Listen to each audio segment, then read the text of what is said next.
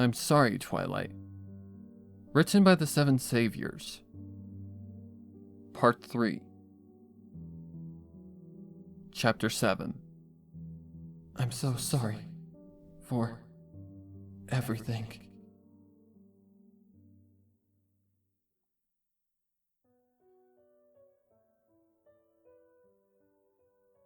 It's a simplistic apology that doesn't even come close to conveying how I feel about this whole situation. Nevertheless, I put as much feeling into my words as I can. It isn't hard to do given how fragile I feel at the moment. Spike had brought me back from the brink of a complete mental breakdown, but I'm far from okay. Still, it looks like things are going to be okay now that my faithful assistant is here with me. And what's more, he seems to be back to his old, cheerful self. Just like I remember him. I have so many questions to ask Spike, but instead of saying anything right away, I pull him into another small hug, reveling in the warmth of his scales. It takes another moment for me to realize he hasn't replied, and I pull away from him with a quizzical frown. To my confusion, his comforting smile fades into something a little more melancholy, almost sorrowful. I also see something else in that smile. Something older. Something wiser. More understanding. I don't like it. Spike? I ask tentatively. What's wrong? Well, it's just... There's no need to apologize, Twilight.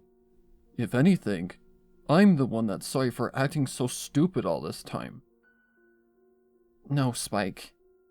I reply, taking a step towards the Drakeling. I was the idiot here. I never once tried to talk to you. I could have prevented things from getting as bad as they did, but I was scared. I don't know why, but that was no excuse to distance myself from you. Spike slowly shakes his head and gives me a strange, pitying look, not unlike the one Fluttershy wore earlier. No, Twilight, you don't understand. I kind of found some things out. Some really, really important things. And kept it all to myself. I should have told you, but, well, I was afraid of how you'd react. But not anymore. I'm done hiding things from you, Twilight. And I've already forgiven you for hiding things from me, so you don't have to worry about that anymore. Spike? What are you talking about? I ask, unable to stop a small tremor from entering my voice. What did you find out? Where did you go? I take another step forward. Where have you been? The warmth and comfort from moments ago is slowly beginning to ebb, and I can feel the fear crawling its way into my mind. Spike's sad smile only grows sadder at the onslaught of questions, and I suddenly get the feeling I've made a terrible mistake. Spike? The truth is, I never left Twilight. I never once left the library. I've been here the whole time, right under your nose, watching you. But you never noticed me. No.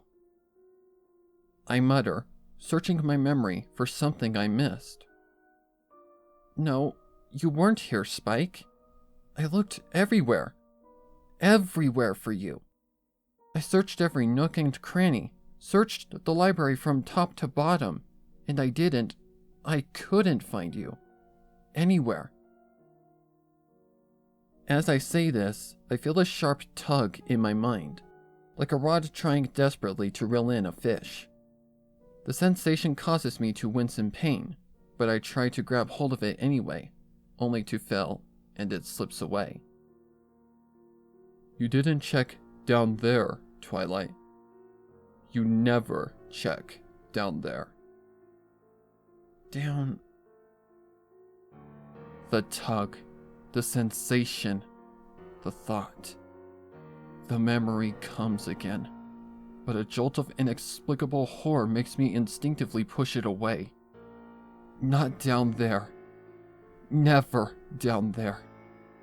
Never again.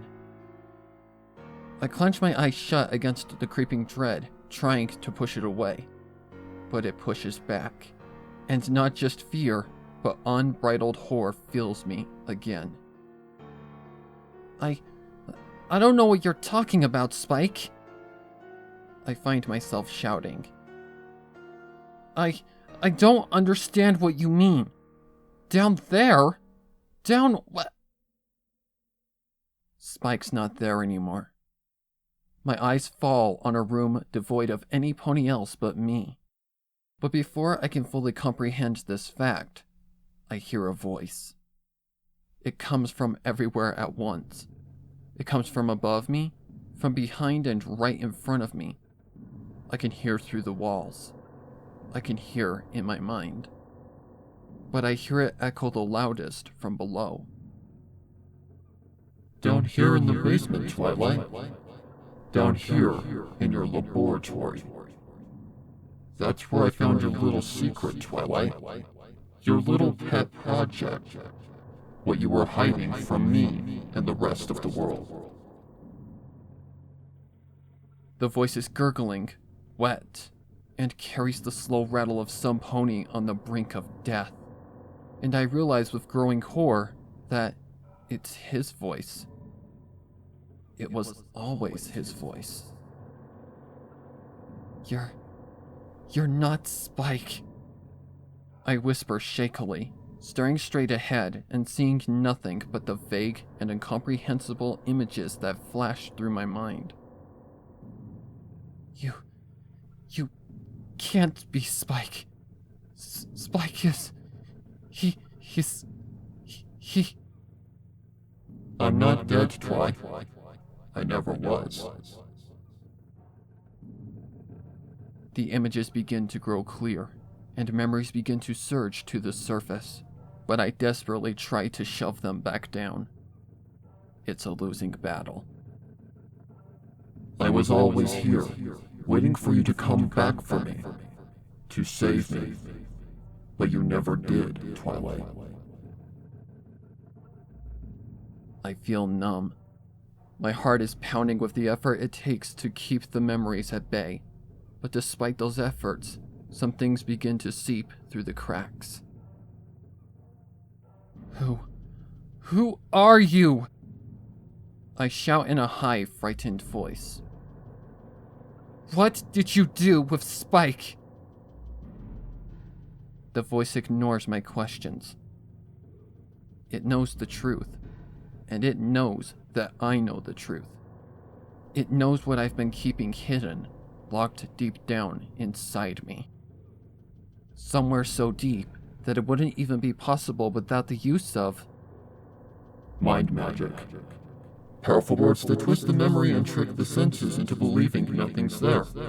That's why you didn't come back for me, Twilight. You thought I was dead, and so you locked me and your memory away behind wards and seals and left me there along with it. But that's okay, Twi. Now the seals are breaking, and you're remembering everything you hid deep inside your broken mind. And that's what really matters. You do remember that thing you pulled into the basement, right? The monster you let out from the place you called the other side? The cat. I remember. Celestia, help me. I'm beginning to remember all of it. The memory of that monstrosity nearly makes me retch with fear. I can remember the excitement I felt at the historic breakthrough I'd made. All my hard work had led up to that moment. Months of study, too many sleepless nights to count, grueling and frustrating trial and error. But I'd finally done it. I'd wanted to keep all my research secret from any prying eyes until I was done. And that included Spike. I don't even know why I thought secrecy was so important at the time. But it was. Spike could have been there.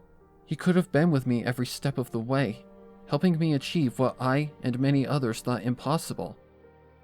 But I didn't want him involved. And then, things went wrong. Very wrong. I tore open a rift to the other side, broke something fundamental in the process. I let it into my basement, into Equestria. It was much larger than what Spike had seen in his dreams. Its massive form had taken up a sizable portion of my lab. But other than that, it was exactly as he'd described it. A horrible, mind-bending thing that defied any and all explanation. Like Spike, my mind had also associated with a feline. But that's not what it was. That couldn't have been what it was. I didn't know at all what to make of it, but whatever it was, it didn't belong here, and I shouldn't have brought it here. But I did. I couldn't have known. No pony could have. I tampered with something that was best left alone, and Spike was the one that paid the price for it.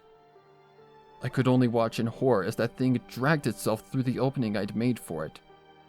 Spike had somehow snuck into the lab at some point. He found me, tried to warn me, tried to get me to do something. But I couldn't do anything. I was too scared, horrified by what I'd done. And then before I knew it, it had grabbed him, changed him, twisted him into something else and pulled him in. His screams were horrible, blood-curdling, agonized. And I just stood there. He called me then, in that gurgling, wet rattle of death. He called my name, and I abandoned him. By some miracle, I found just enough mental focus to teleport out of the basement, and with the last of my sanity, I locked whatever that thing had been away with every type of magical seal I knew. And just as the voice said, I forced myself to forget everything. But if Spike was down there, then who or what was living with me this whole time?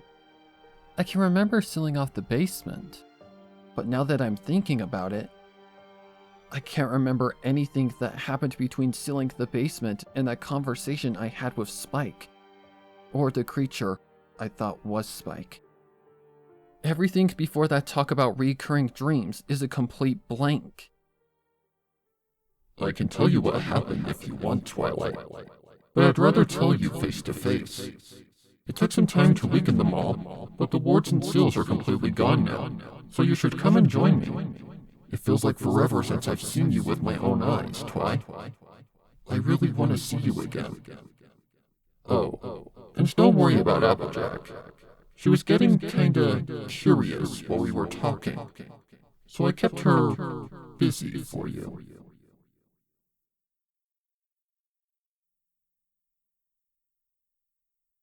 Chapter 8.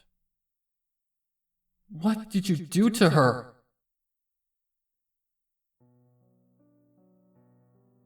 And what it was planning to do to me, I can't help but wonder. It claims that it wants to talk, that it has answers to questions I didn't even realize needed asking, but I don't believe it for a second. Every fiber of my being tells me not to do what it says, to flee the library and never return, to keep galloping and never look back, to abandon Applejack as a lost cause, just like I did with Spike. The thought sickens me almost as much as the fear of whatever I left down in that basement. I don't want to go down there again. I don't want to know whether or not what it says is true. I want answers, but my terror convinces me that they aren't worth facing it again. The answers aren't worth it, but Applejack is. And it's then that I realize my mind was already made up. That is, until it speaks again. Applejack is gone, Twilight. I sent her to run a little errand for me while we talk. Whatever you think I did, I definitely didn't. Rather than anger, its twisted voice sounds almost amused at my assumptions. I'm hurt you'd even think I'd do something so horrible. I only want to help you and the other girls, Twilight. That's all I've ever wanted. I don't reply to his words. Instead, I stay right where I am, frozen and silenced by fear, distrust, and indecision, though most of my hesitation was fear. Now that I remember what had happened down in the basement, the memory of that day refuses to leave me, the images repeating themselves over and over again in my mind. Twilight, the seals are broken. I can leave the basement any time I want, but I don't need to, nor do I want to. Not yet. I can drag you down here either way, but I'd rather you come down here on your own. You wanted answers after all, and there's something I need to show you. You'll want to see this, or maybe you won't, but it's something you need to see regardless. It's right about one thing. All of the seals and wards I'd cast are gone. Now that I remember what to look for in terms of thaumic energy, I can no longer sense the workings of the spells I'd placed on the entrance to the basement. But it's clear that that thing really can leave the basement at any time. One part of me wants to curl up and hide in the room at the thought, and the other is screaming to warn every pony in Ponyville to escape. But no part of me wants to see the horror lurking down there in the lab. Not since I was a filly have I wanted so badly for Celestia to hold me and tell me everything would be okay. And Spike. I just want my faithful assistant here by my side. But he's gone, and I'm the one who failed to save him like he tried to do for me. But the memories of what I'd done in the lab, the fear of the creature I'd unleashed upon the world, the pain of losing Spike to that creature, and the guilt of knowing all of it was my fault.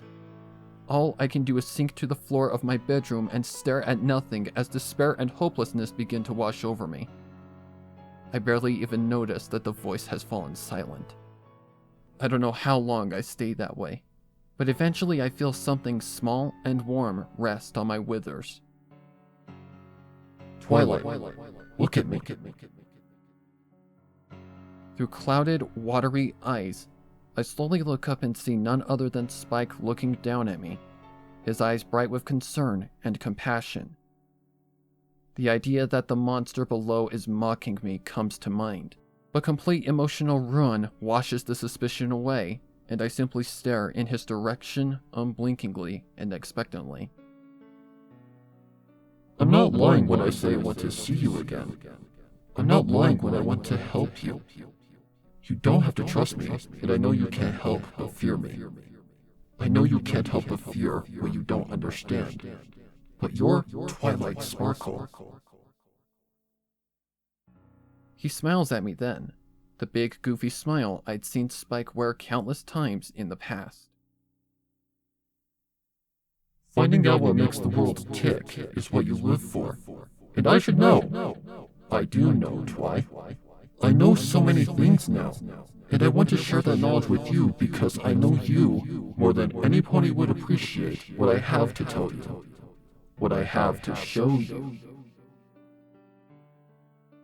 I continue to stare at him, drinking in his words but receiving nothing from them.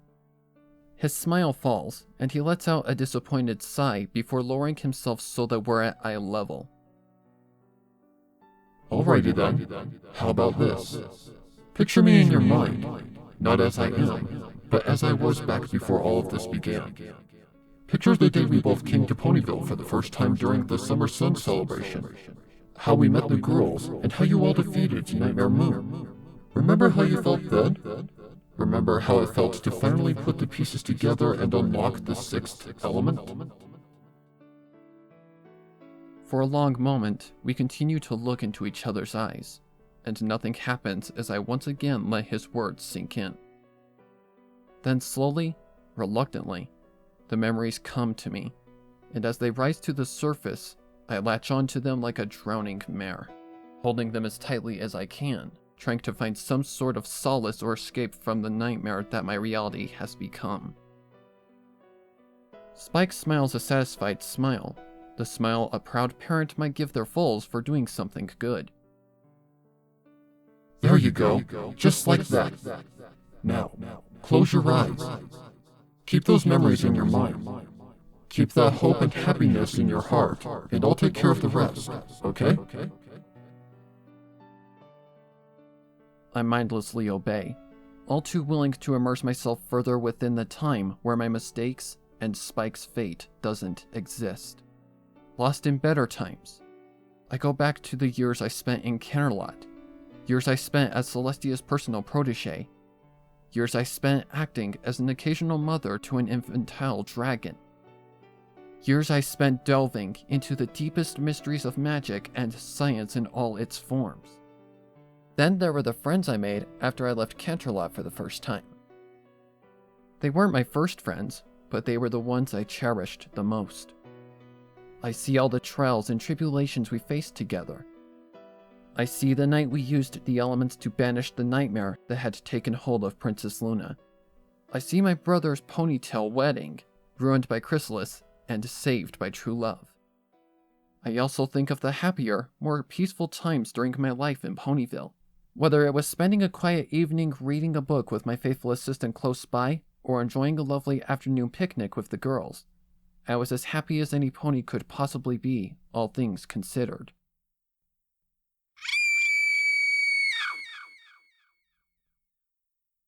Then, an agonized scream shatters my perfect world. The sound of it clearly feminine and horribly familiar to my ears. My eyelids snap open, and I find myself in an alien world of unfathomable nightmares. The walls, floor, and ceiling are all made of strange dark stone, rotted wood, and what I can only imagine are massive scattered globs of pulsing sickly gray flesh. The fetid smell of blood, bile, and some other unknown but equally vile substance fills my nostrils, and it takes every ounce of my will not to retch right then and there. Viscous black liquid drips to the ground from above and seeps through the many cracks in the walls.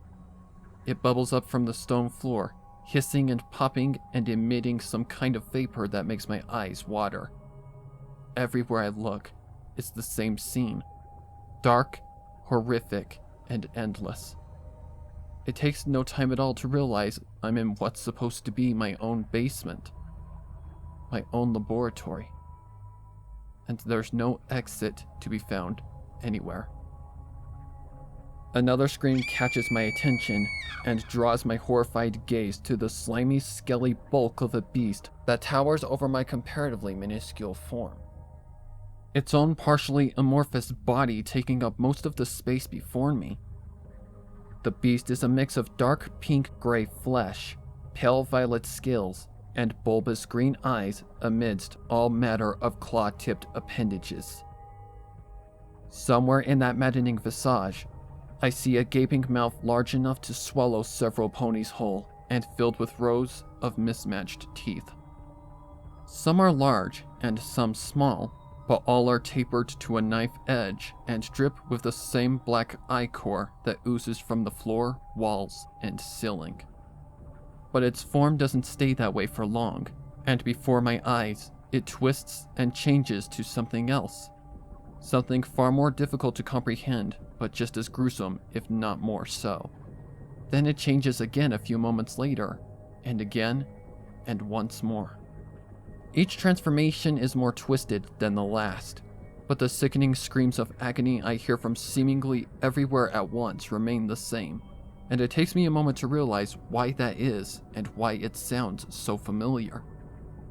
Having seen it for myself, I now know that this eldritch horror is none other than Spike. Spike is what my mind now tells me when I look at it, but that's not the only thing I see. The screams don't belong to Spike, and they don't belong to Applejack either. The other creature I see in my mind's eye when I look at the thing, the other creature whose screams savagely tear at my heartstrings, the other creature whose name I screamed out with renewed despair and hopelessness. That creature's name is Pinkamena Diane Pye.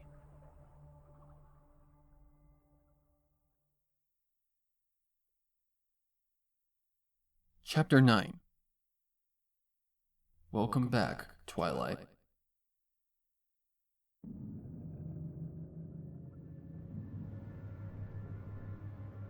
That gurgling rattle of a voice is like thunder in my ears. It reverberates in my bones, shakes my mind, and leaves me dizzy with fear. But it's Pinky's wordless screams that hold my attention the most. Overwhelmed by the terror and confusion of my predicament, I can only cry out her name in the desperate hope that she can hear me. Pinky! Pinky! I scream repeatedly to no avail.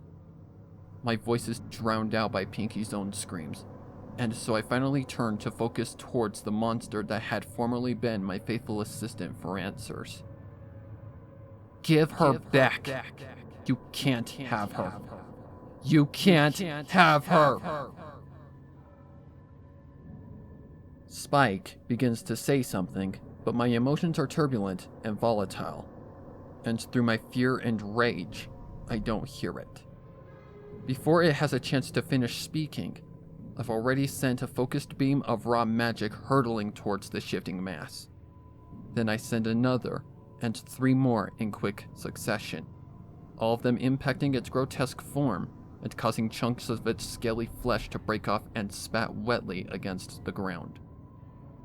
To my horror, the constantly morphing flesh is quickly and easily replaced, almost as if I'd done nothing at all, and Pinky's screams only grow more louder as a result.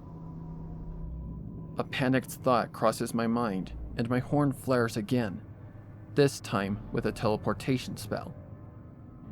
The magic surrounding my horn crackles and dies with a pathetic pop, the spell not having taken me anywhere. There really is no escape. Spells don't work, Twilight. I don't blame you for trying. I know you're scared, but there's nothing you can do to affect me. Pain, injury, death, these are all concepts, mere ideas that don't apply to me. Not anymore.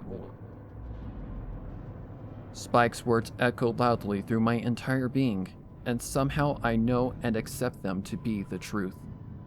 I try to ignore it, but just being in its presence, it feels like I'm standing before something immutable. Some fundamental force that can't be changed or contained by mundane means like stone walls or even magic. Somewhere beneath the terror, I begin to wonder why I'd bother placing wards at all. When you first let me down here in the lab, I did try to break free, but my mind was fractured from the merge, and knowledge hadn't yet taken hold. I abandoned my attempts to escape, and instead, I focused on the knowledge. I learned things, Twilight. I know so much that I can barely contain it all. Sure, I was able to handle it all for a while, and my mind can only hold so much. Now, my mind isn't enough. Our minds aren't enough. We need more, Twilight. More minds to hold the knowledge. And what better minds to help us contain it all than that of the smartest mare I know? This is a dream. All of this. It has to be a dream or some kind of nightmare. My goal when I opened a rift to the other side was to find the source of all knowledge, or at the very least, a vast font of it. I'd expected to see some kind of unfathomably grand library or some creature of immense wisdom and intellect that I could learn from. I wasn't certain of what I'd find, but this abomination was the last thing I expected to come crawling through the other side. If what that thing says is true, then in a grim and gruesome sort of way, I succeeded in my goal. The old sayings, be careful what you wish for, and curiosity killed the cat, both come unbidden to me, and I can't help but laugh aloud, though it comes out half mad, and sounding more like a choked sob. I was an idiot.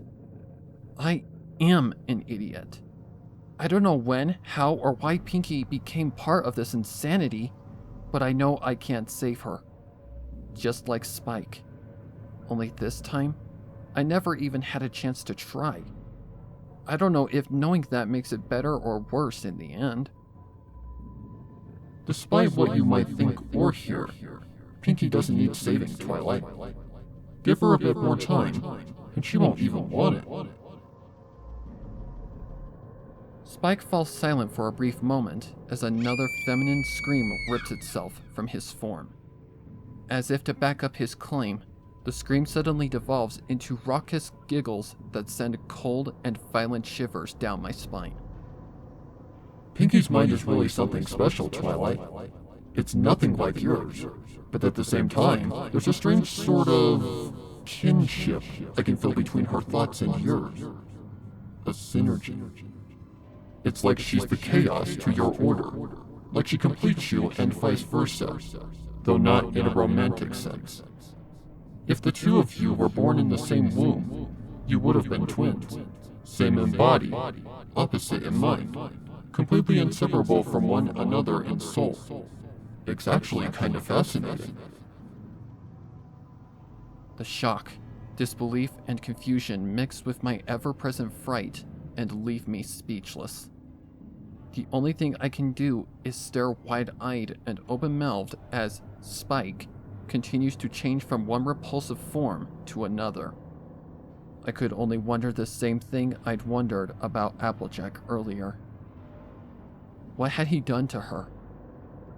What happened to Pinkie Pie? She actually arrived while you were asleep in your room. Rarity had already told her about you, and she came to cheer you up. But she found me first. I tried to talk to her, but she was a terrified, gibbering mess, kinda like you were when the rift opened. Everything's fine though. She's with us, and pretty soon she'll be part of something amazing, though it's taking her a lot longer to merge than it did for me. There it was again. Us. Our. Merge. It's clear Spike is now part of some kind of collective if his words are anything to go by. A singular hive of minds in one body, sharing and expanding this knowledge. Now he has Pinkie, and I know he wants me as part of that horrific melding of minds.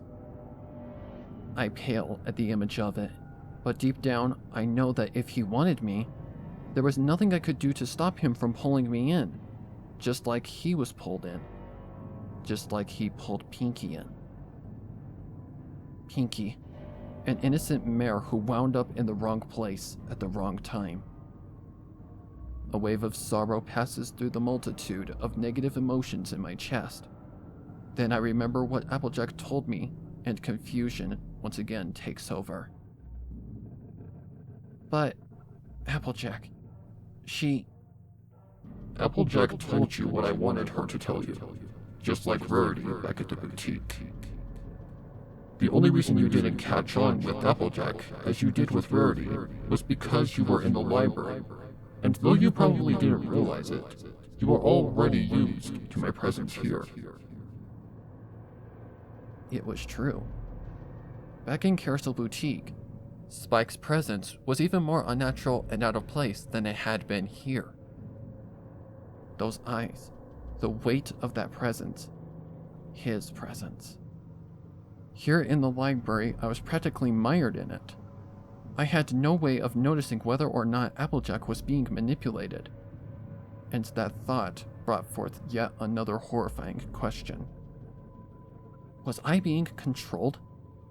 Had Spike been manipulating me this whole time?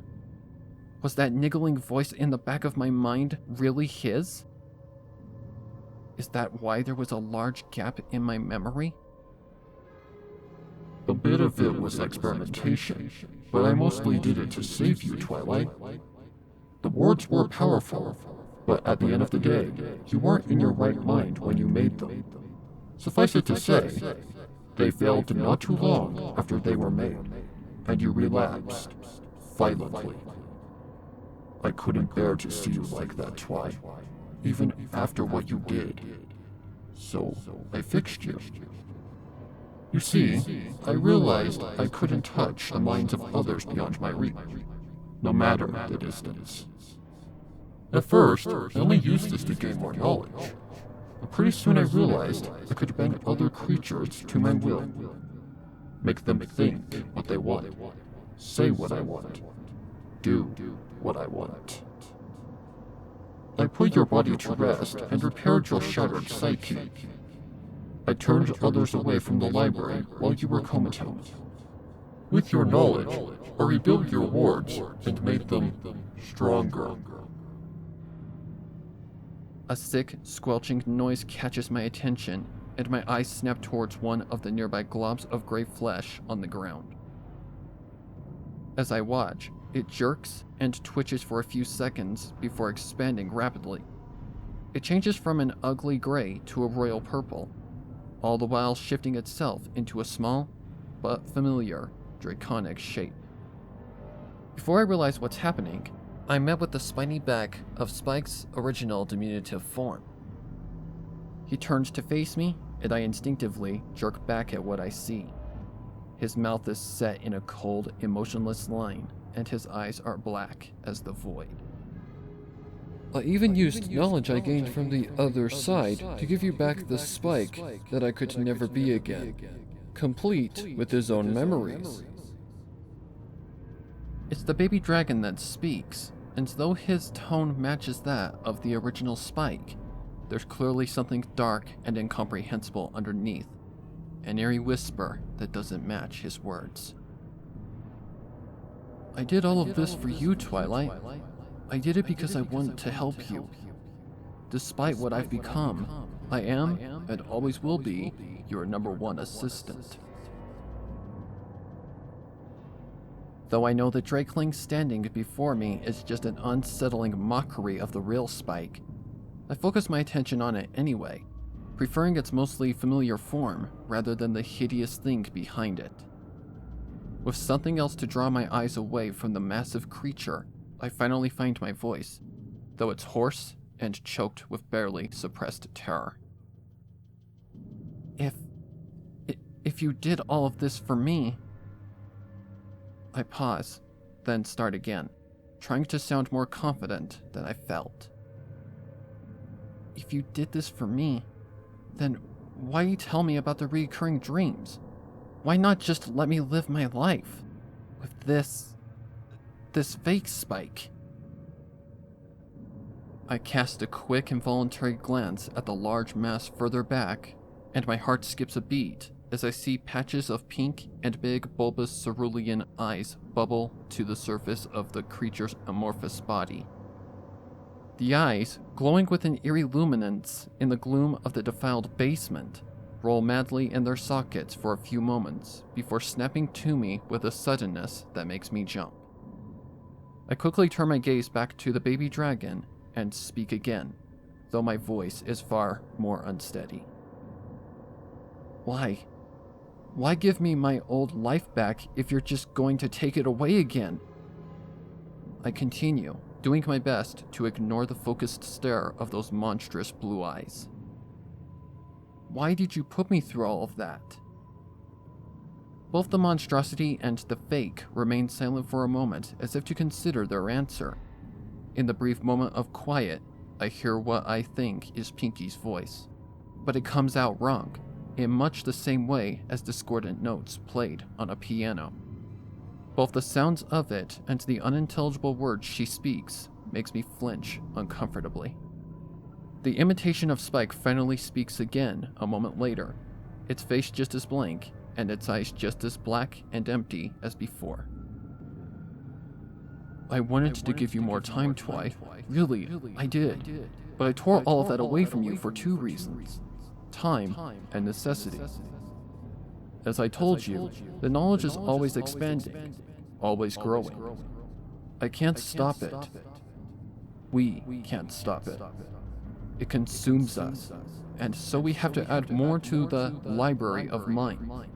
There are trillions of us, Twilight.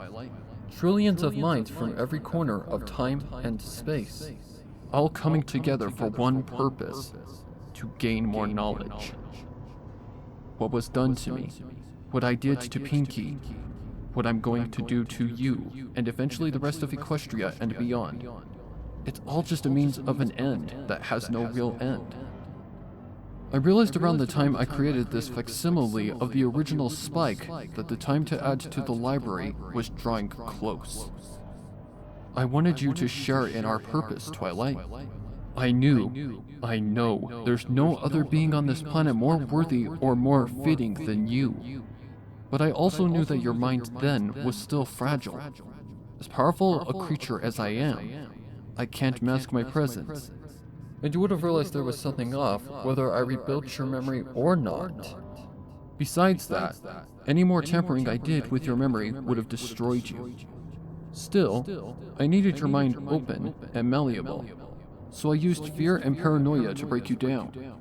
It was for these reasons that I whispered in that facsimile's mind and let things unfold on their own, for the most part. I hated to do it, Twi, but once you become part of the library, you'll see it was worth it in the end. How could it possibly have been worth it? This creature was gathering knowledge for knowledge's sake. There were many ponies who'd call me a polymath, and they wouldn't be far off the mark. But unlike this twisted mess of minds, I'd always wanted to see what I learned to help others. What would be the point in joining with something whose only goal was to learn and nothing else? It would be a hollow existence. Come on, Twilight, don't be like that. It's not so bad. I freeze on the spot, and my blood turns to ice. The words come from the fake Spike, but they aren't his words. The voice is female, high-pitched, rambunctious, excessively happy, and horribly out of place. Just like I'd heard only a few moments ago, it also carries that same unsettling undertone as the fake Spike, that eerie discordant whisper that couldn't be placed. Pinky? The doppelganger smiles a wide smile, much too wide for its face, then melts back into a pile of quivering flesh. It only stays that way for an instant before the glob suddenly shoots into the air, expands like a bubble, and explodes outward with a loud, wet pop, taking on the shape of a pink earth pony mare in the process. Pinkie Pie. She stands right there in front of me, bouncy and full of that boundless exuberance the rest of my friends and I, and all of Ponyville, had come to know and love. But it isn't Pinkie. Not really. The bottomless black orbs of the previous facade are gone, replaced by the bright cerulean of the original Pinkie's eyes. But there's a different kind of emptiness there. A hollowness I can see despite the apparent cheer in this Pinkie's tone and expression. Hey, Twilight. It's me, Pinkie. I finally got the talking thing down again. So, here I am. Pinkie. I mutter almost involuntarily. I feel unshed tears come to my eyes at the sight of her smiling face. Pinkie, I'm so sorry. I didn't mean... I didn't... If I'd known you were coming, I would've... Pinkie waves my words away with an enthusiastic shake of her head. Don't sweat it, Twilight. There wasn't anything you could have done to stop me. My Pinkie sense told me there was a doozy of a situation at the library, so I came running like a mad pony. Sure, the library suddenly felt super scary for some reason, and sure, every bone in my body was telling me not to go in there. But you needed help, and there was no way I was leaving a friend in a place that creepy. But, Pinkie, you... Look what happened to you. I cry, ignoring the tears now spilling down my face. This only happened because I didn't come to you girls sooner. If I'd let you all know what was going on earlier, then maybe... I trail off, and Pinkie smiles that same sad smile that the fake Spike had worn back in my bedroom. Like I said, there was nothing you could have done, Twilight. There's nothing you need to do. Nothing that involves saving me anyway, or even grieving for me and Spike. Yeah, it was scary. Yes, I was so terrified that I went crazy for a bit. But things are better this way. I'm better this way. We're better this way. She moves towards me. It's a slow, deliberate movement. very much unlike how the Pinky I know would move. As she gets closer, I can almost sense her intent, but I can't bring myself to move. My emotions, still tumbling about in a mad whirlwind, paralyze me where I stand. Or maybe it's the thing behind Pinky, that monstrosity, watching and waiting in the background. I can't tell for sure, and it doesn't matter anyway. Pinky's already reached me by the time I refocus my thoughts on her. She gently places a hoof under my chin and speaks again, her tone still bright and reassuring, only now, it's not her tone, but Spike's. And hey, who says you can't use the knowledge to help ponies? I used it to help you, didn't I? I can't speak. My mouth flaps open, but no words come out. Just a shaky gasp of terror as the gurgling voice of that eldritch beast assaults my ears and mind with an almost painful force. You need to just feel it for yourself, Twi. Feel it for yourself. Understand it the way we do, and you will... Here, let me show you. Behind the fake Pinky, I see the massive beast twitch. Then another movement catches my eye, but before I can comprehend what it is, something slams into and through my chest with the force of a cannonball and the sharpness of a blade. The agony is immediate and crippling. A scream rips itself from my throat, but it's quickly cut off as blood rushes into my windpipe. The coppery taste fills my mouth, and I feel my life spilling past my lips by what seems like the gallons. Distantly beyond the pain that overwhelms my senses, I feel myself being yanked in one direction. And a moment later, I'm enveloped in a paradoxical mix of warm and cold, soft and hard, wet and dry, and other conflicting sensations. Above them all, always above them all, is the agony. It pierces my brain, tears through my body, and clouds my vision until all I can see are flashes of black and red. Nothing is right anymore. The world as I know it ceases to exist, and in its place is hurt like I've never experienced before. Time loses meaning. There is no space. There are no concepts, save for the pain.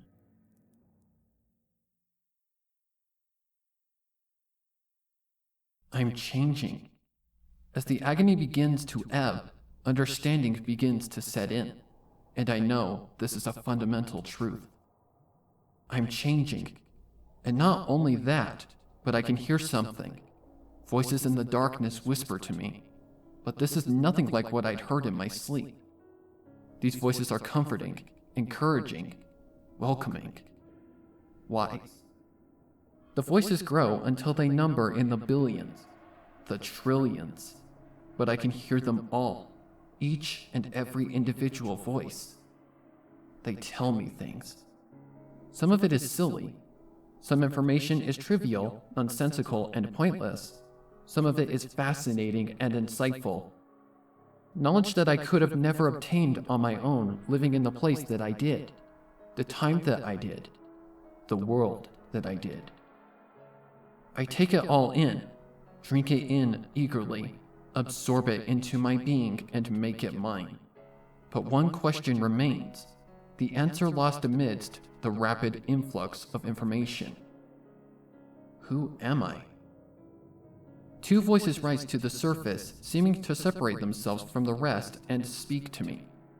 They're warm and caring and familiar, and remind me of a place I feel like I've abandoned. They tell me the answer, and in doing so, I feel myself lift up, rising along with them to the surface. I know who I am. I know what I am, and I know what I have to do. Among trillions of voices and faces, I regain a sense of self, and for the first time in what feels like an eternity, my eyes open. I am Twilight Sparkle. The name is only one of countless others, but I know that it's my name.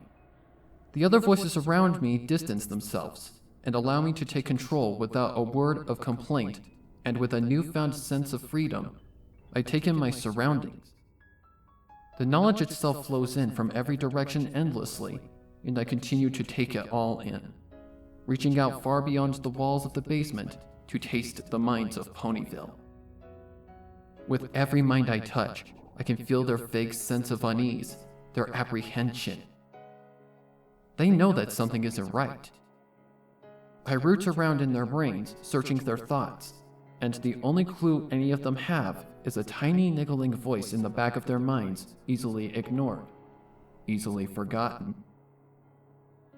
I let out a rattling sigh of contentment as I rein my senses in.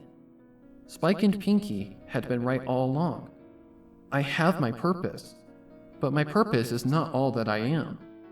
I can use the knowledge to change the faces of Equestria, to change the face of the entire world, and maybe more.